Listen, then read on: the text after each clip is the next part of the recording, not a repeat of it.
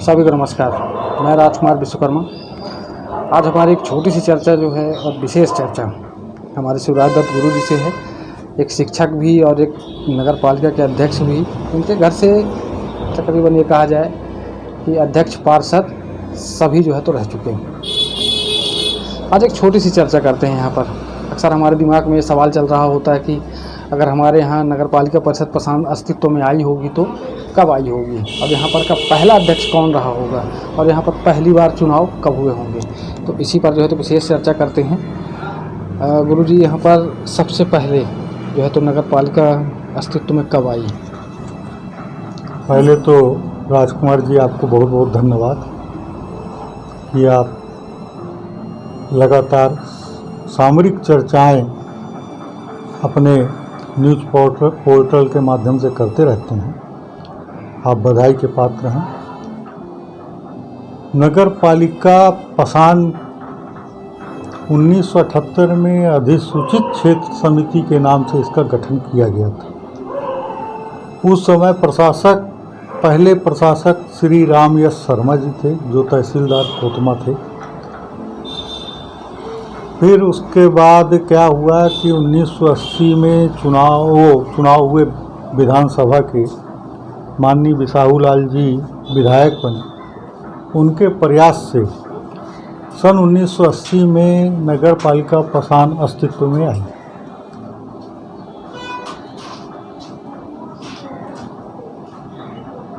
उस समय शासन के द्वारा अध्यक्ष मनोनीत किए जाते थे।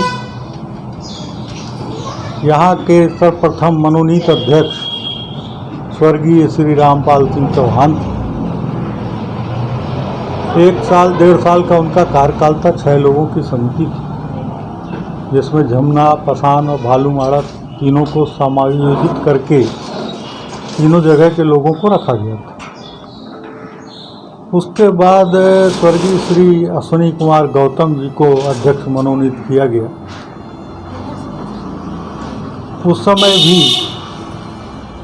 यही 4-5 लोगों की कमेटी थी जो नगर पालिका पसान का संचालन करती थी। अश्विनी कुमार गौतम जी के समय में उनकी सोच सकारात्मक थी और उन्होंने नगर पालिका की आमदनी बढ़ाने के लिए कुछ प्रयास किया, क्योंकि किसी भी स्थानीय प्रशासन को चलाने के लिए उसके पास आमदनी का स्रोत होना चाहिए। तो उन्होंने कुछ दुकानें जमुना में बनवाई और कुछ दुकानें भालूमाड़ा में भी बनवाई, जिसमें आज गरीब बेरोजगार जो लोग थे वो अपना व्यापार करके पालन पोषण कर रहे हैं। गुरुजी, यहाँ पर जो प्रशासनिक व्यवस्था थी उसके बाद नगर पालिका के माध्यम से चुनाव हुए होंगे। तो जब पहले के जो चुनाव होते थे तो उस समय कैसे चुनाव हुए और क्या समय था वो जब पहली बार चुनाव हुआ होगा? पहली बार कोई ना कोई अध्यक्ष भी रहा होगा, जहाँ तक हमने सुना तो आप ही थे। तो उस समय क्या? सुनिए, 1991 में पहला चुनाव हुआ यहाँ नगर पालिका पसान का। 13 पार्षद चुने गए। 13 पार्षद चुने गए और उसमें फिर 3 जो थे वो पार्षदों के माध्यम से 3 पार्षद जो हैं वो मनोनीत किए जाते थे। तो उस समय भाजपा का 1 पार्षद था, 1 कम्युनिस्ट का था, 4 कांग्रेस के थे, 4 या 5 थे और बाकी जनता दल के थे, 2 निर्दलीय थे। तो जनता दल की उन लोगों ने सबको मिला लिया, उनकी संख्या ज़्यादा हो गई तो 2 पार्षद उन्होंने अपने मनोनीत किए, 1 पार्षद कांग्रेस ने मनोनीत किया। इस तरीके से पूरी संख्या हो गई 16। 16 में एक मनोनीत पार्षद तीरथ प्रताप सिंह, श्री तीरथ प्रताप सिंह को पार्षदों के द्वारा अध्यक्ष चुना गया।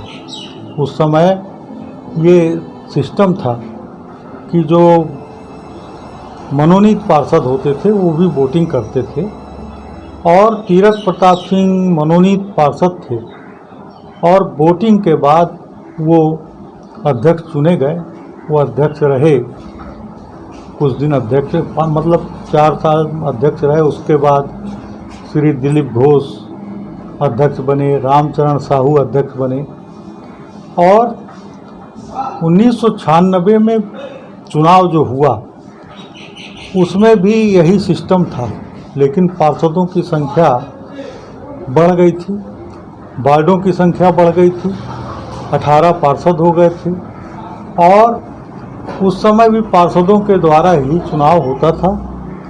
और श्री पुनीराम रजक अध्यक्ष बने, लेकिन दुर्भाग्यवश उनको अध्यक्ष पद से हटना पड़ा। और तब तक नगर पालिका अधिनियम में संशोधन हो गया था कि अब जो भी अध्यक्ष के चुनाव होंगे वो सीधे जनता के द्वारा ही होंगे। 1997 में जब पुनीराम जी पद से हटाए गए, उसके बाद शासन द्वारा श्री वकील अहमद को मनोनीत किया गया था। वो 2-3 महीना अध्यक्ष पद का निर्वहन किए, उसके बाद अधिसूचना जारी हुई और जनता के द्वारा सीधे अध्यक्ष का चुनाव शुरू हुआ। और उसमें मुझे मौका मिला, जनता द्वारा मैं अध्यक्ष चुना गया। 3.5 साल का कार्यकाल था और कोशिश की गई कि जिस प्रकार से स्वर्गीय श्री अश्विनी कुमार गौतम जी ने नगर पालिका की आमदनी बढ़ाने का जो प्रयास किया था उसको मैं भी आगे बढ़ाऊं, तो मैंने जमुना में कुछ दुकानें उस समय निर्माण करवाया था, जिसका शिलान्यास माननीय बिसाहू लाल जी उस समय मंत्री थे, उन्होंने किया था। लेकिन दुर्भाग्य कहें, कालरी प्रशासन ने उस पर रोक लगाई, बाद में धीरे धीरे रोक हटी, अब लोग उसमें किराए से लोग अपना रोजगार व्यवसाय कर रहे हैं। तो 1997 से डायरेक्ट जनता के द्वारा चुनाव शुरू हुआ था। 2001 में फिर चुनाव हुआ, जिसमें निर्दलीय प्रत्याशी श्रीमती अमीना बेगम अध्यक्ष चुनी गई थी, जिनका 5 साल का कार्यकाल था। उसके बाद श्रीमती सुमन राजू गुप्ता जो थी वो अध्यक्ष बनी थी, उनका भी 5 साल का कार्यकाल था। फिर श्री राम अवध सिंह जी अध्यक्ष बने, उनका भी 5 साल का कार्यकाल था। फिर अभी ये जो 5 साल का कार्यकाल चल रहा है, इसमें श्रीमती सुमन राजू गुप्ता पुनः विजय हुई और उनका ये कार्यकाल चल रहा है।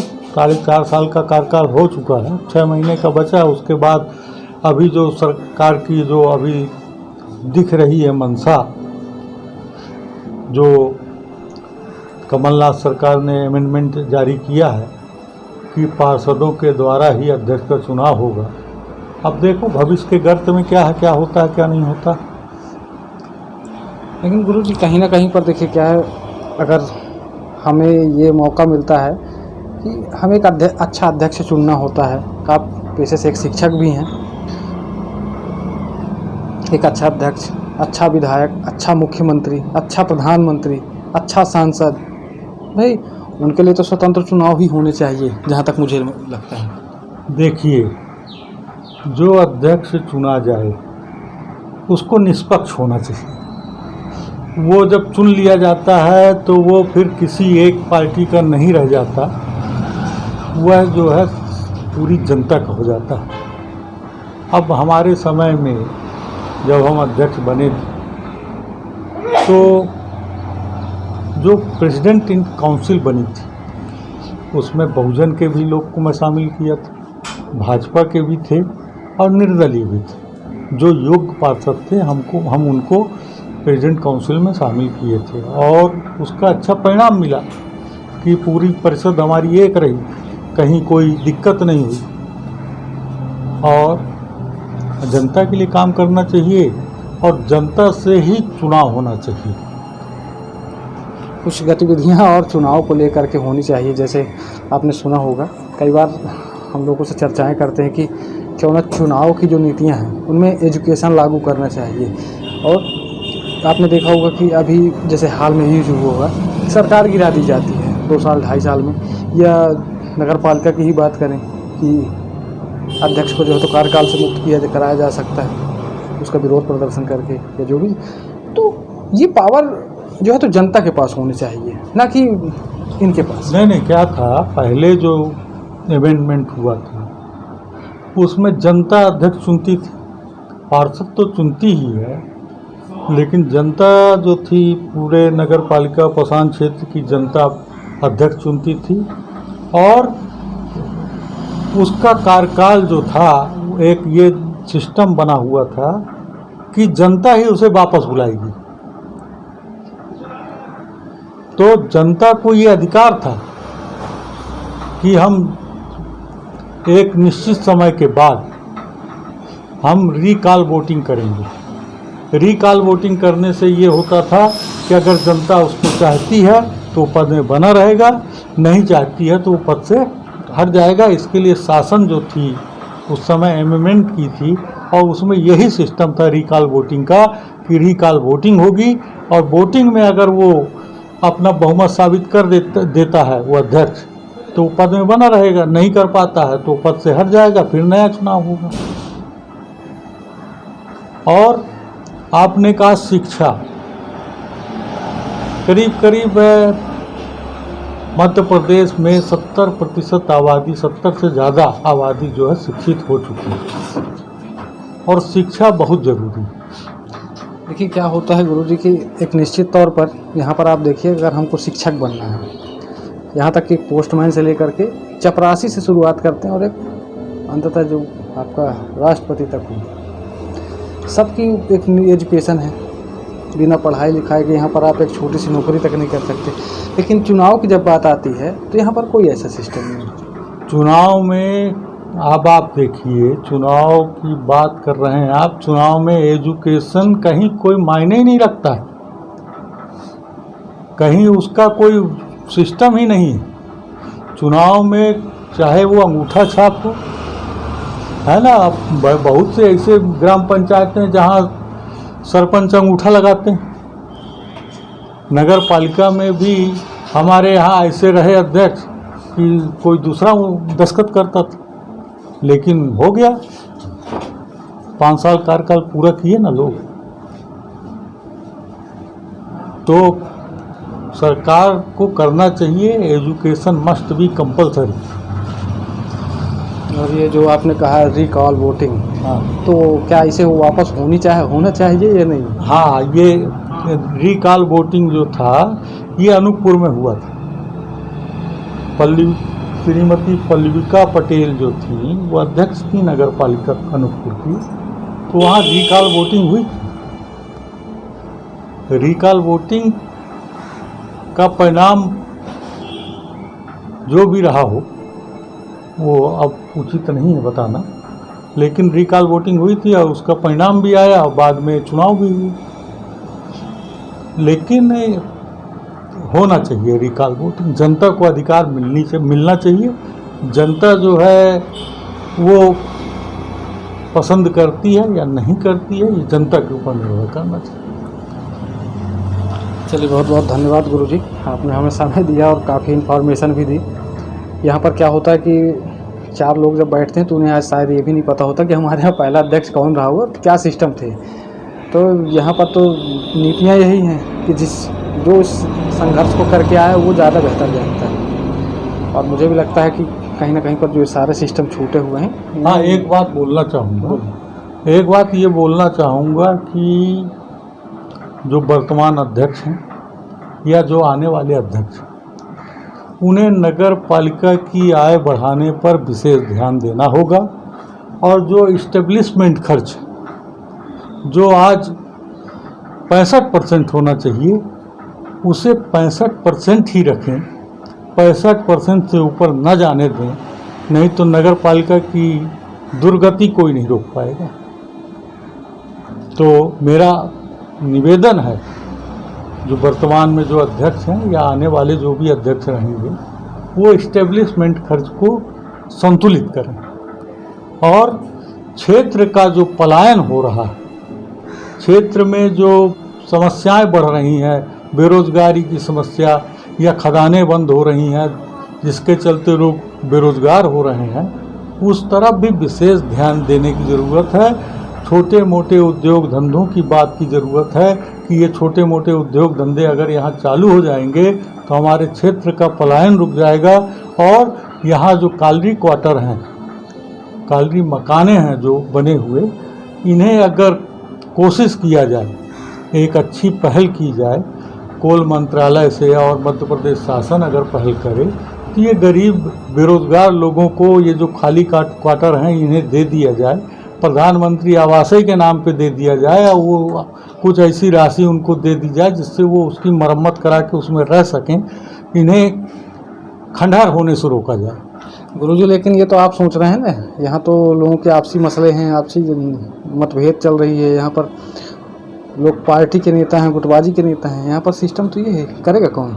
नहीं, ये तो ऊपर जो बैठे लोग हैं, पदाधिकारी जो हैं, उनको ध्यान देना चाहिए कि पार्टी के ही लोग एक दूसरे के विरोध में, एक दूसरे गुटबाजी में, है ना, मैं कितना किसके नज़दीक बन जाऊं, इसके चलते जो है ये अच्छी बात नहीं है। आज के माहौल से गुरुजी आप भी भली भांति परिचित हैं, नगर पालिका से हमने शुरू की थी, फिर नगर पालिका में ही चलते हैं। क्या आपके समय में भी ऐसा होता था? नहीं, जो आज चल रहा है, नहीं, हमारे समय हमारे एक दूसरे की रिस्पेक्ट नहीं करते। आज सुनिए, हमारे समय में अब क्या है, समय तो सबका आता है, लेकिन इतनी गंदी राजनीति नहीं होती कि आज हम बैठ करके, हम पार्टी के वरिष्ठ नेता हैं, पार्टी के वरिष्ठ पदाधिकारी हैं, बैठ करके पार्टी के ही लोगों के विरुद्ध, पार्टी के ही प्रतिनिधि के विरुद्ध कुछ ऐसे शब्दों का इस्तेमाल नहीं करना चाहिए। उन्हें संयमित भाषा का इस्तेमाल करना चाहिए और पार्टी हित की बात करनी चाहिए, ना कि व्यक्ति विशेष का विरोध करना चाहिए। चलिए ठीक है गुरुजी, यहाँ पर से विराम देते हैं और अगली कड़ी में जो है तो हम प्रयास करेंगे कि ऐसी ही कुछ चर्चाओं को जो है तो लेकर के सामने आए। और हमारा प्रयास हमेशा से यही था कि ऐसी चर्चाएं जिनके बारे में लोगों को जानकारियां ना हो, उन जानकारियों को सामने लेकर के आना। फिलहाल जो है तो हमारी अगली कड़ी में मुलाकात होगी।